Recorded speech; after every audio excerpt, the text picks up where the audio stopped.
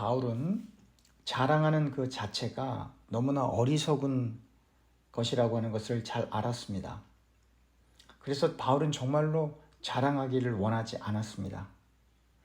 바로 그 바울의 갈등, 정말 자랑하기 싫은데 자랑할 수밖에 없는 그 갈등이 오늘의 본문 고린도후서 11장 16절에서부터 18절에 묘사되어 있습니다. 내가 다시 말하노니 누구든지 나를 어리석은 자로 여기지 말라.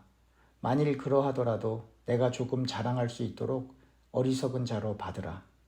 내가 말하는 것은 주를 따라 하는 말이 아니요 오직 어리석은 자와 같이 기탄 없이 자랑하노라.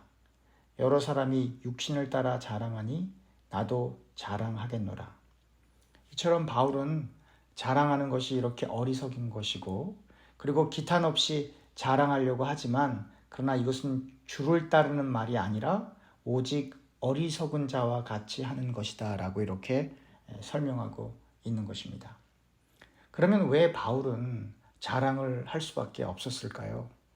그것은 광명한 천사로 가장한 사단의 일꾼들이 자기 자신의 의의를 드러내고 잘못된 복음, 하나님 말씀에서 벗어낸 인간의 전통, 인간의 생각, 인간의 철학, 이러한 것들을 고린도 교인들에게 심어주었고, 그 말에 영향을 받은 교인들이 그 신앙이 변질되어 가고 있었기 때문입니다. 다시 말하면 바울은 고린도 교회 교인들이 외모적으로, 세상적으로, 겉으로 훌륭해 보이는 저 사단의 일꾼들로 인해서 영향받는 것을 원하지 않았기 때문에 부득불 바울 자신도 저렇게 잘못된 복음을 전하는 저 사단의 일꾼들 못지않게 이스라엘인이고 히브리인이고 그리고 아브라함의 후손이고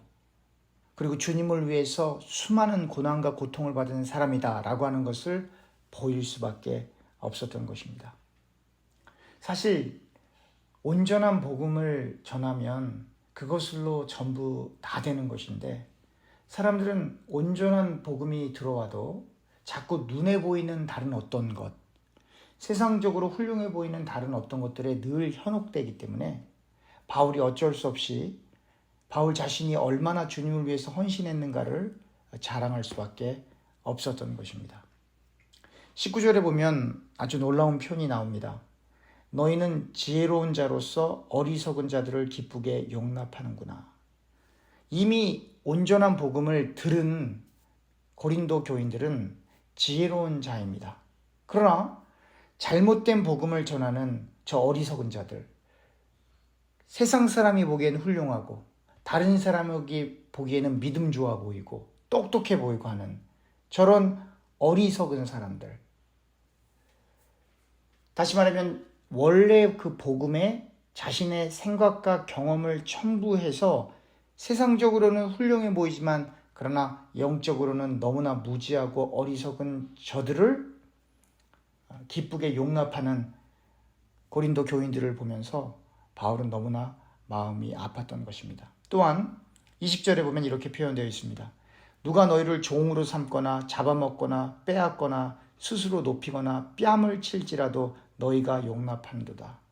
이것은 그 잘못된 복음을 전하는, 잘못된 말씀을 전하는 저들이 얼마나 오만하고 교만했는지를 드러내는 부분이고, 그리고 실제로 이렇게 불의한 행동을 할지라도, 뺨을 치고 빼앗고 하는 이러한 일들을 할지라도 세상적인 혹은 고린도 교인들보다는 저 사람들이 더 말씀을 많이 아는 것으로 생각하여 그것을 그냥 용납하는 무지한 자리에 이르게 된 그 모습을 보는 바울의 심정이 너무나 힘들었던 것입니다. 그래서 어쩔 수 없이 자랑을 할 수밖에 없었던 것입니다.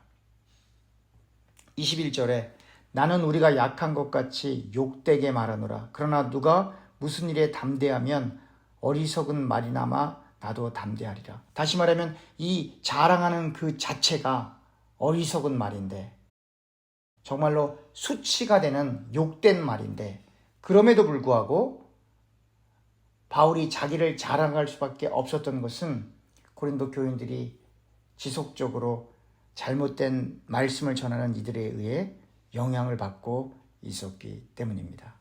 본격적으로 바울이 저 잘못된 복음, 잘못된 말씀을 전하는 저 사람들처럼 이제 자신을 드러내는 대목이 22절 이하에 나오게 되는 겁니다. 저들이 히브리인이냐? 나도 그러하다. 그들이 이스라엘인이냐? 나도 그러하다. 저들이 아브라함의 후손이냐? 나도 그러하다.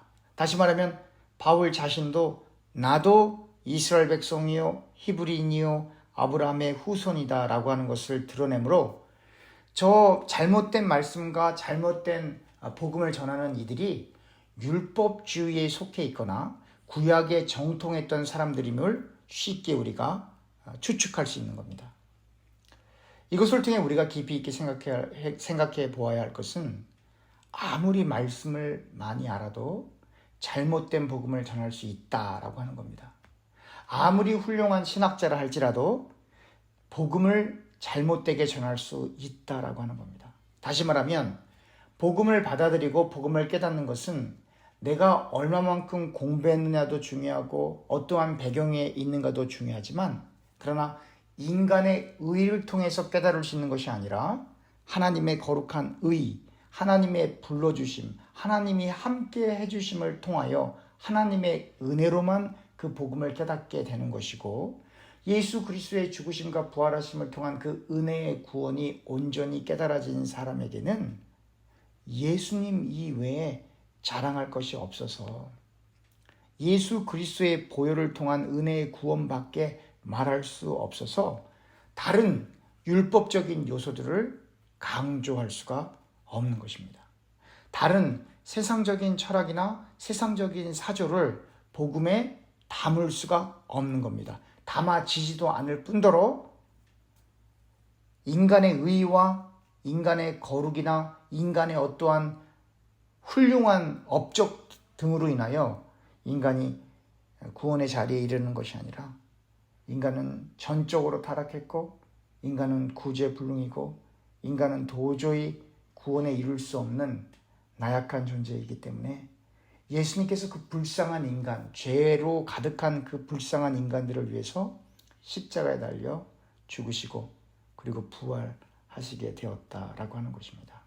그래서 아무리 히브리인이고 이스라엘인이고 아브라함의 후손이라고 주장한다 할지라도 그것이 구원과는 아무런 연관이 없다라고 하는 것을 또 다른 측면에서 보여주게 되는 것입니다.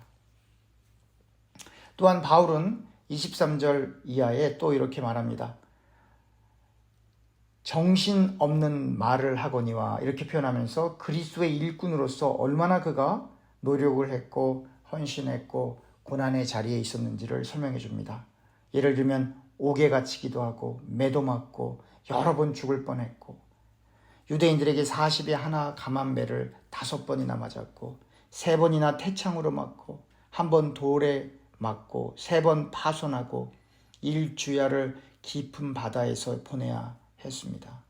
그 외에 여행하면서 강의 위험, 강도의 위험, 동족의 위험, 이방인의 위험, 시내의 위험, 광야의 위험, 바다의 위험, 거짓 형제 중에 위험을 당하고 또 수고하며 애쓰고 여러 번 자지 못하고 줄이고 목마르고 여러 번 굶고 춥고 헐벗었노라. 이렇게 여행하면서 복음을 전하기 위해서 이렇게 여행하면서 이렇게 수많은 인간이 감당하기에는 너무나 벅찬 어려운 일들을 이렇게 당했던 것입니다. 예수를 믿는다라고 하는 건 모두가 이러한 어려운 일을 당한다라는 것은 아닙니다. 그러나 복음을 전하기 위해 불가피하게 이러한 어려운 일이 다가와도 우리가 그것을 기쁨으로 받아들여야 하는 위치에 있다라고 하는 겁니다. 다시 말하면 고난이 좋아서 고난 속으로 들어가는 것이 아니라 고난은 누구나 피하고 싶은 겁니다. 그러나 복음을 전하는 게 목적이고 예수님을 온전히 믿는 것이 목적이기 때문에 복음을 온전히 전하기 위하여 이러한 고난에 처한다 할지라도 어쩔 수 없는 것이고, 또 반대로 복음을 온전히 전하는 데 있어서 이러한 고난이 없다 할지라도, 다시 말하면 인간이 고난을 당하느냐 어려운 일을 당하느냐가 그 주된 내용이 아니라 복음이 온전하게 전해지느냐, 그리고 복음을 전하는 나는 온전히 예수를 믿고 있느냐, 그것이 중점인 것입니다. 바울이 또한 그렇게 외부적으로는 이렇게 복음을 전하다가 수많은 어려움을 경험하지만 내부적으로도 바울은 심각한 고민과 염려 속에 있었습니다. 그것은 바로 교회들을 염려했던 것입니다. 28절입니다. 이 외의 일은 고사하고 아직도 날마다 내 속에 눌리는 일이 있으니 곧 모든 교회를 위하여 염려하는 것이라. 왜 교회를 염려하나요? 잘못된 말씀이 자꾸 들어오기 때문입니다. 예수 그리스도의 보혈 이외에, 예수 그리스도의 복음 이외에 다른 것들을 가미하고 다른 생각들을 나누는 잘못된 말씀들 때문에 바울은 늘 교회를 위해 염려했던 것입니다. 우리가 잘못된 음식을 먹으면 식중독에 걸리기도 하고 잘못된 질병에 감염이 되기도 합니다. 그러나 잘못된 말씀을 받아들이기 시작하면 사람이 변질될 뿐만 아니라 말씀을 왜곡하기 있기 때문에 영혼이 썩어 들어가는, 다시 말하면 육신으로 인해서 아픈 것보다 훨씬 더 깊이 있는 아픔, 돌이키기 힘들 정도로 잘못된 믿음을 가질 수도 있기 때문에 바울은 그가 전한 그 복음 이외에 다른 복음을 전하는 이들로부터 영향받는 고린도 교인들을 너무나 염려했고 너무나도 걱정했던 것입니다. 고린도 교회뿐만 아니라 바울이 세웠던 모든 교회들에 대해서 이러한 잘못된 말씀이 전해지는 것을 참으로 걱정했고 염려했고, 교인들이 그러한 잘못된 사상, 잘못된 그 말씀에 영향받지 않도록 하기 위해서 바울은 부득불 자기 자신을 드러낼 뿐만 아니라 또 교회를 위해서 날마다 기도할 수밖에 없었던 것입니다. 29절에 보면 이렇게 써 있습니다. 누가 약하면 내가 약하지 아니하며 누가 실족하게 되면 내가 애타지 아니하더냐. 이렇게 믿음이 연약한 사람들, 실족하는 사람들, 이러한 교인들을 보면서 바울은 너무나 애타했고 너무나 힘들어 했던 것입니다. 30절에 내가 부득불 자랑할진대 내가 약한 것을 자랑하리라. 왜 약한 것을 자랑해야 할까요? 왜냐하면 바울은 그렇게 헌신되게 하나님의 교회를 세웠지만 그러나 자신의 약함을 자랑함으로 자기 자신은 아무것도 아니고 바울 안에 있는 예수님이 역사하셔서 여기까지 왔다라고 하는 걸 보여주는 거예요. 다시 말하면 자신의 의를 드러내는 것이 아니라 자신은 이렇게 연약한 사람이고 능력 없는 사람이지만 주님이 바울을 통해서 하나님의 일을 하시기 때문에 이렇게 교회가 세워지고, 그리고 자기 자신의 약한 모습을 드러내므로 하나님께 영광이 되고 자기 자신을 통해 일하시는 예수 그리스도의 능력을 돋보이는, 자기를 부인하는 모습을 이렇게 바울이 보여주고 있는 것입니다. 또한 이 거짓 교사들, 이 잘못된 복음을 전하는 이들은 세상적으로 누구에게 교육을 받고 어떠한 일들을 했고 하는 그 레퍼런스를 세상 사람들에게 두지만, 바울은 바울을 추종하는 사람들이 많이 있었음에도 불구하고 바울이 하는 그 일의 그 동인, 그 일의 모든 일의 그 주되신 분이 하나님임을 강조하기 위하여 31절에 이렇게 표현합니다. 주 예수의 아버지 영원히 찬송할 하나님이 내가 거짓말 아니하는 것을 아시느니라. 다른 사람들이 어떻게 평가하던, 다른 사람들이 바울을 어떻게 말하던 그것이 바울에겐 중요하지 않고 하나님께서, 예수의 아버지 하나님께서 바울이 거짓말 아니하는 것을 아신다라고 하는 이 짤막한 한 문장을 통해 바울의 모든 생각이 하나님께 있었다라고 하는 것을 알게 되는 겁니다. 그렇습니다. 우리 교우님들과 제가 신앙생활할 때 옆에 있는 사람들이 우리에게 뭐라고 하는가 귀담아 듣지 마세요. 잘한다 혹은 못한다 하나도 안 중요합니다. 그러나 하나님이 우리에게 하시는 말씀이 중요한 거예요.